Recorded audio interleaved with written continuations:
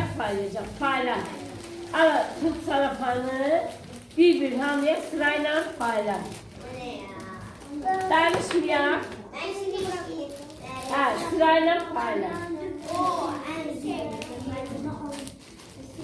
Oturan Ayşoklar oturan.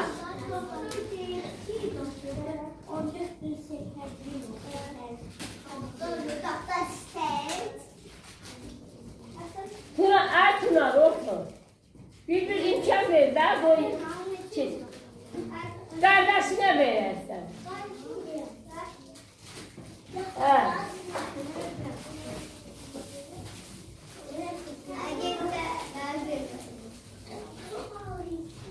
Şimdi çek. Çekiyorum ama. Ver. Bundan hamle verdim. Şimdi o sıradan ver. Sana verdim mi? Ha ya.